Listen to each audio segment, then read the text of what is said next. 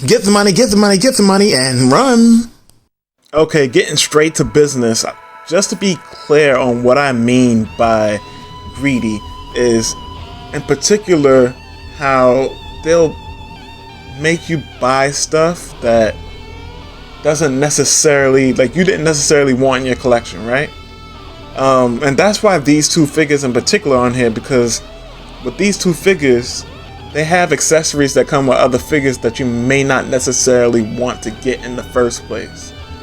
But also, the prices have been increasing as well. And then on top of that, you have to add like a decrease in QC, and that has been bothering people in itself. And I actually am going to do a separate video on the QC issue. I talked about it before in terms of the Vietnam factory being potentially the issue, but now that I think about it, I think it's something a bit more, I would say, sinister.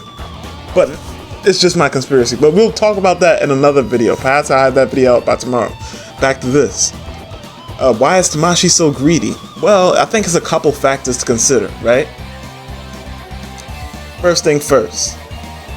I think the first thing to consider is inflation. Now, I know that's usually like a cop-out thing to say, like, oh man, of course it's inflation, yada yada yada, because the price of everything in general is going up. If you've been to the grocery store, you know, anything like that, you'll see the prices of things are more expensive. But that's just something like small I wanted to reference. Another reason,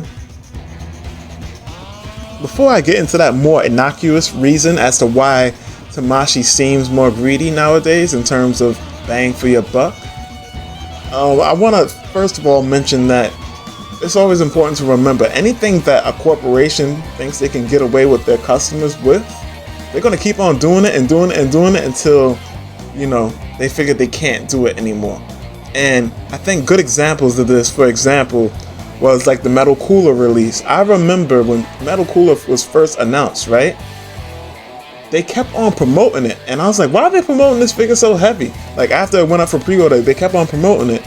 And I think my hunch is that the reason why they kept on promoting it so heavily, and like with stop motions and things of that nature, is specifically because they saw that people weren't pre-ordering it. Why weren't people pre-ordering it? Because of the ridiculous price tag that was attached to it. Now, eventually, of course, you know, people went out and they got it. But you can tell when something is not really selling for them. They'll promote it heavily. This also happened with the Gammas. The Gamma 1 and 2, nobody really wanted those characters until maybe after they saw the movie. And they was like, you know, these characters are pretty cool. But even then, they wasn't selling like that. And that was even with the, you know, the tag of, that's why Ultimate Gohan is on the screen. One of the Gammas came with his base hair and the glasses and the cape and whatnot and a couple faceplates, and then the other one came with a Super Saiyan hair. Those were supposed to be enticing you or us, the consumer, to buy those figures. Because, you know, it didn't come with Ultimate Gohan, which really it should have came with the Ultimate Gohan. They could have bumped the price up a little bit, because originally the Ultimate Gohan came out for the price of what, $35, and then they could have really just bumped it up to what, 50 or something like that, and included those Super Saiyan heads in there, you know. But we know they needed to sell the Gammas. They weren't confident in those Gammas selling like that, so they had to package it the way they packaged it. But let's get into the more innocuous reason as to why I think that Tamashii has become more greedy, so to speak, right? I think the biggest reason really is something that seems fairly harmless. The surveys. Now, what do you mean? Like, Bomb, what do you mean by the surveys? Consider the things that they ask you on the surveys and the information that they're intaking, right? And this is going to end up being more reflective of the action figure, you know, toy industry in general. But notice a question they always ask us is this: what other action figure lines do you collect? The reason why this is such an important question is because ultimately, when you have other lines with certain business practices, for example, I made one of my first discussion videos that really blew up on my channel was titled, Build a Figure Gohan, right?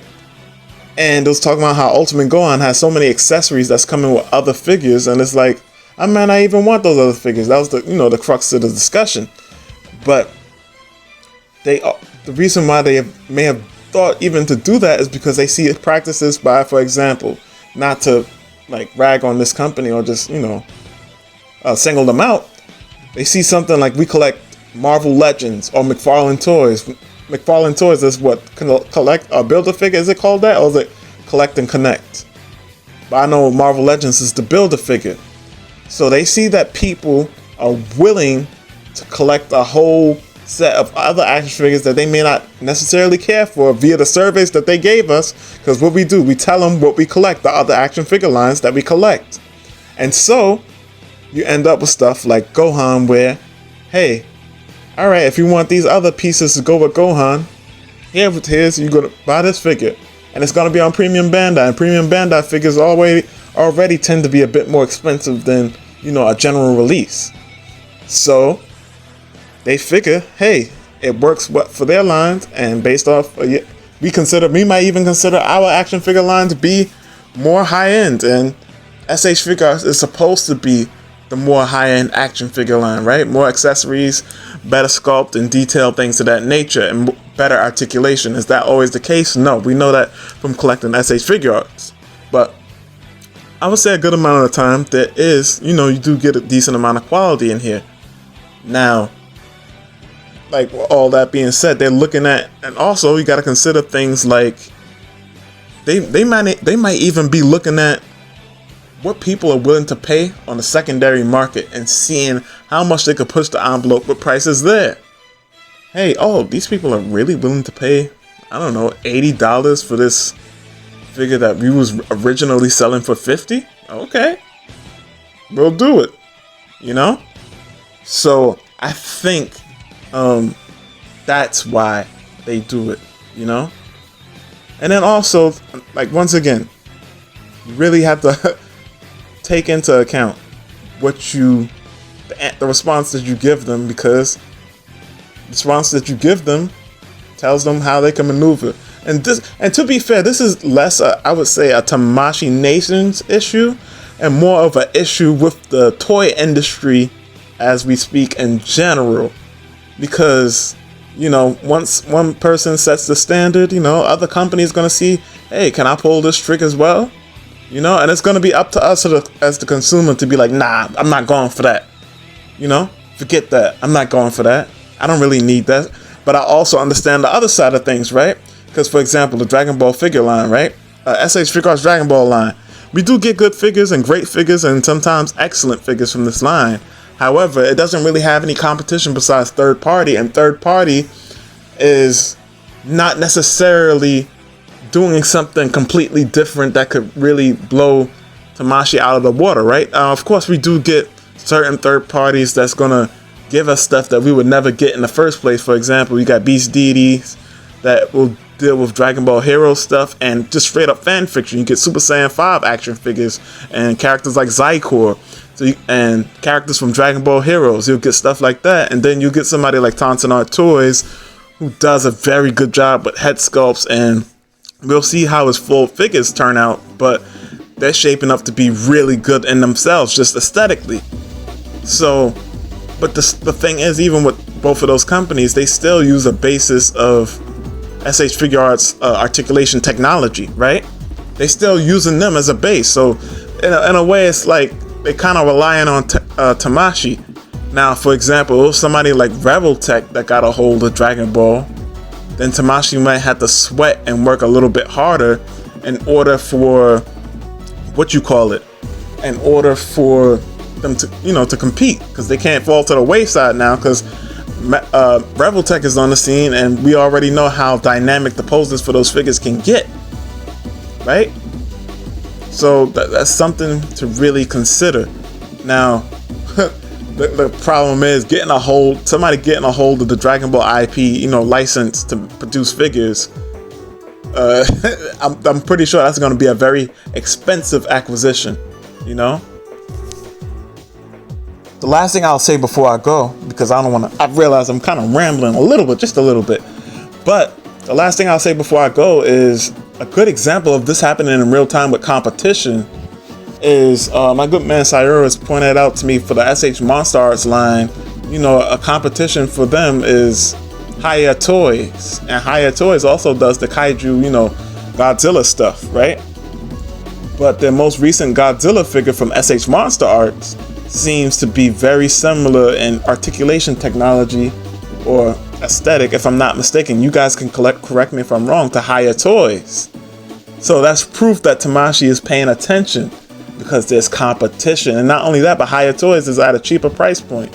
It's still not cheap, like it's still like $50 or something, but it's not $100 like from the SH Monster Arts line, you know. And so that's just goes to show you the competition really ultimately would make the difference in Tamashii fixing certain things. I can't say it'll fix everything, but it'll start to put that pressure on them. Third party doesn't really have that leverage because they technically are not supposed to be making the figures in the first place. They don't have the license to, right? But Tamashii basically lets them rock for whatever reason. That's a whole video in itself, and I think I might have even done videos like that in the past, right? I might have done a video on that in the past. But yeah, that's a whole discussion in itself. With all that being said, I don't want to hold you guys any longer. I already dropped a video with Broly earlier today. And by the way, let me just give a little quick information on that Broly. The Broly went up for pre-order like early in the morning. When I say early in the morning, I'm on the East Coast. I live in New York. And it went up for pre-order like 1 something in the morning. You know, 1 or 2 something in the morning, if I'm not mistaken.